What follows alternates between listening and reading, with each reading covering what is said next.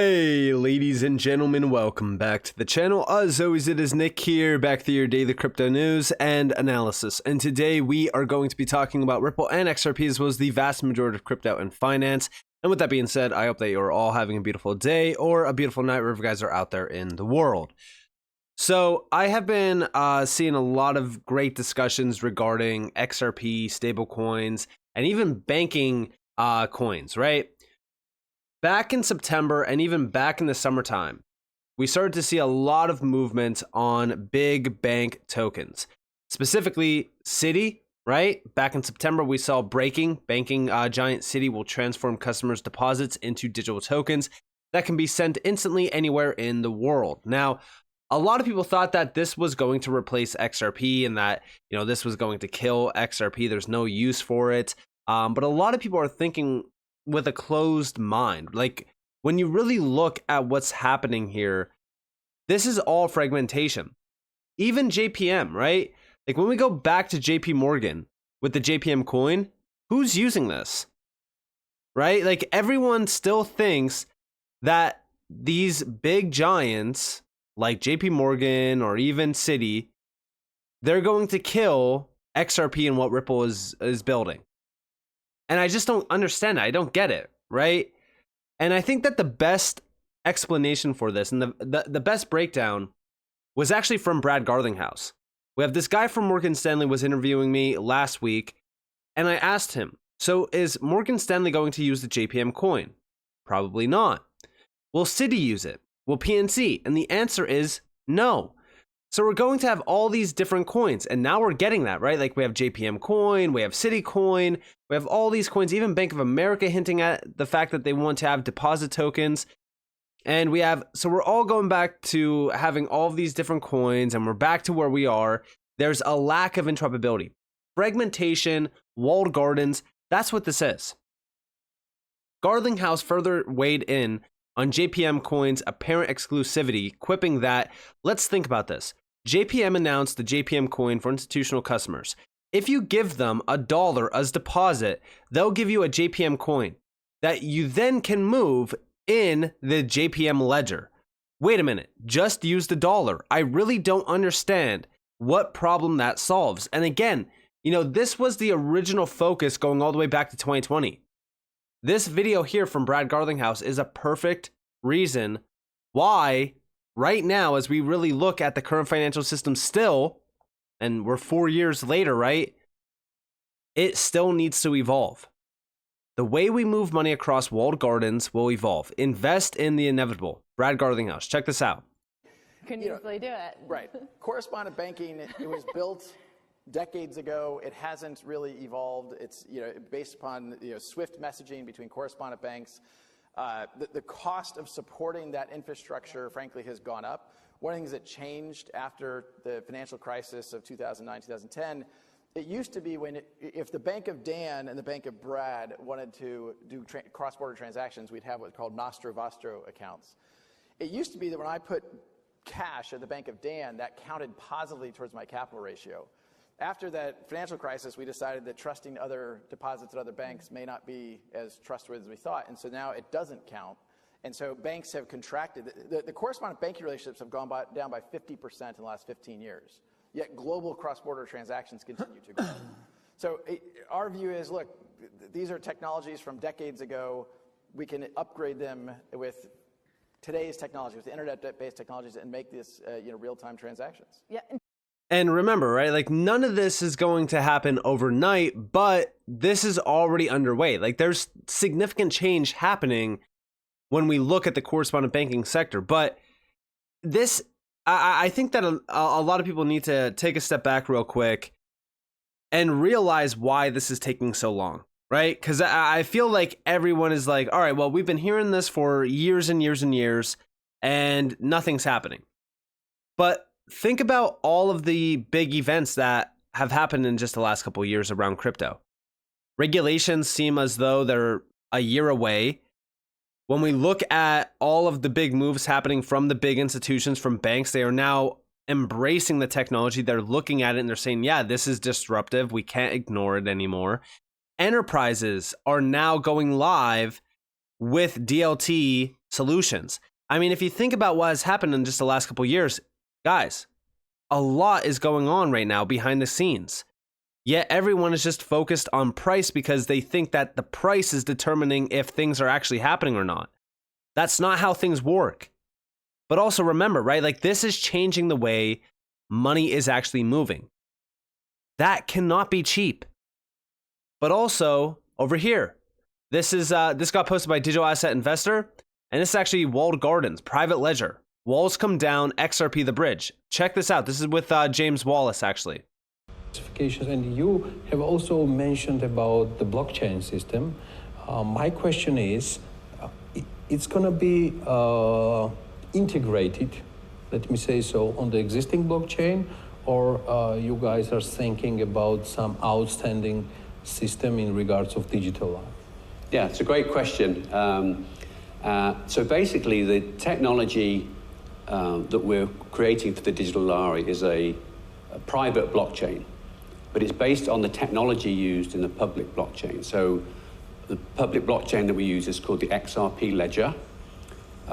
It's a publicly available open source blockchain technology.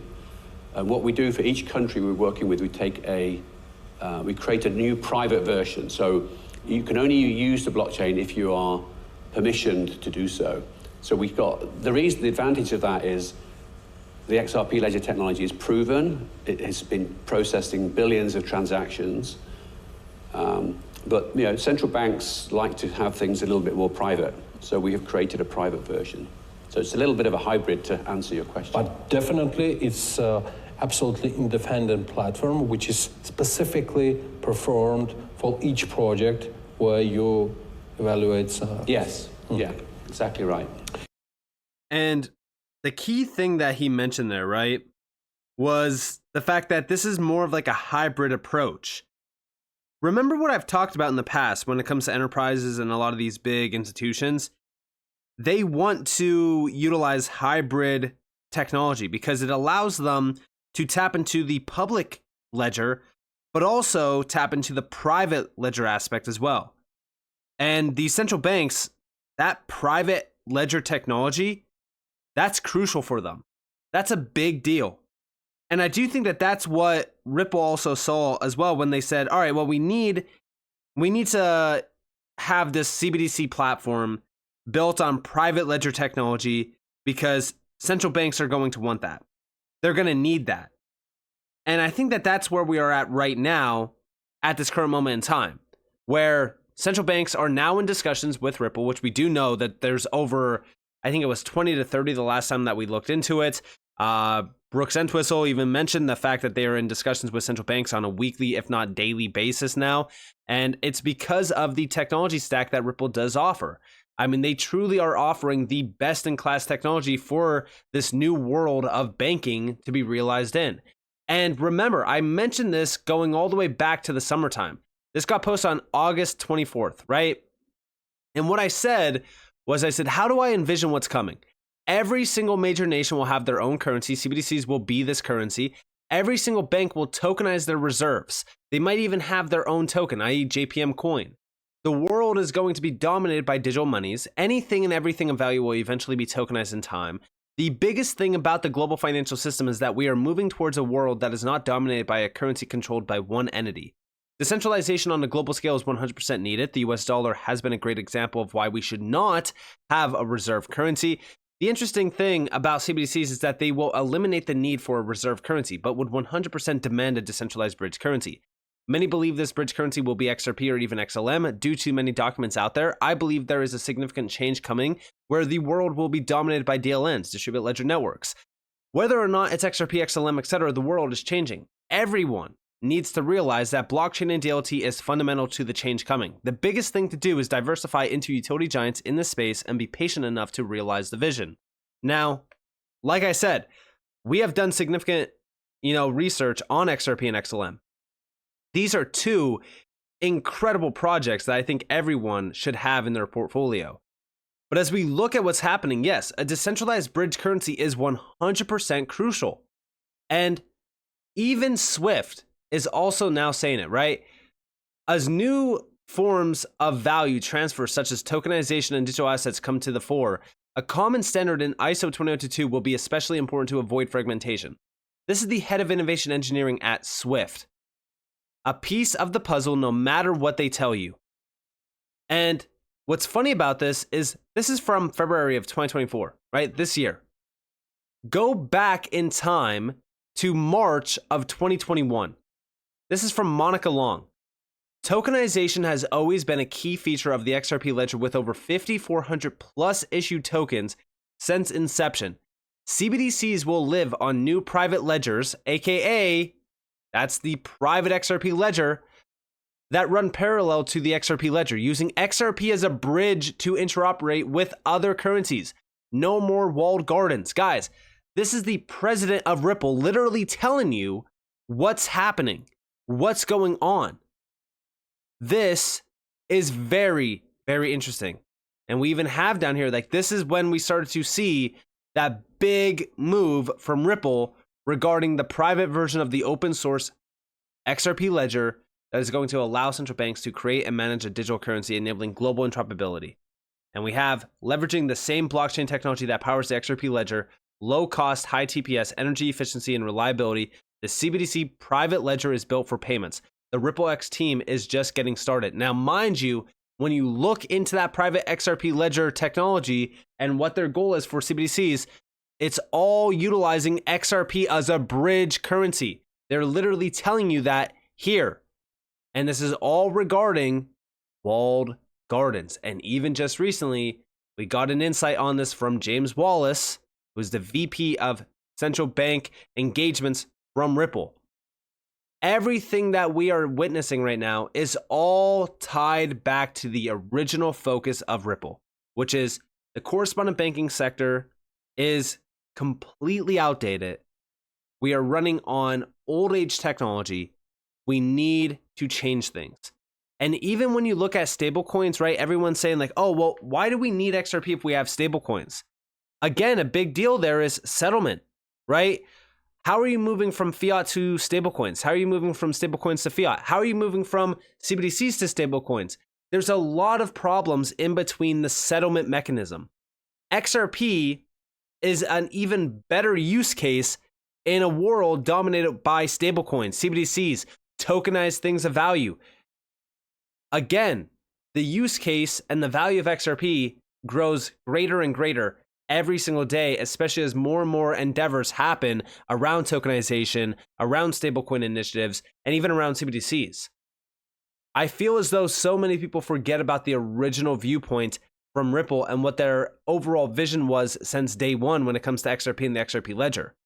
Even the CBDC private ledger, when they first announced it, if you watch the video, about 3/4 in, they were addressing XRP being the center point or being the center point bridge currency between all CBDCs. I mean, there is a significant change happening right now. And whether or not, these big banks like JP Morgan and Citi are going to be starting to launch digital tokens, that solidifies the role of XRP more and more. Because again, this is walled gardens. I feel as though too many people think that, oh, Citi's going to use JPM coin, Bank of America is going to use JPM coin. None of them are going to use JPM coin. The only people using JPM coin are JP Morgan and JP Morgan customers. That's it. So we now have an even more fragmented world of banking, and we have things that you're not going to be able to settle between. So now you need that bridge currency. XRP is needed more than ever before now. So with that being said, I hope that you guys enjoyed this video. If you guys did, definitely leave a like, subscribe, turn notifications on because more free content. You guys are more than welcome to follow me on Twitter and join the free Discord in the description below. And with that being said, guys, it's been Nick. Thanks for watching. Peace out.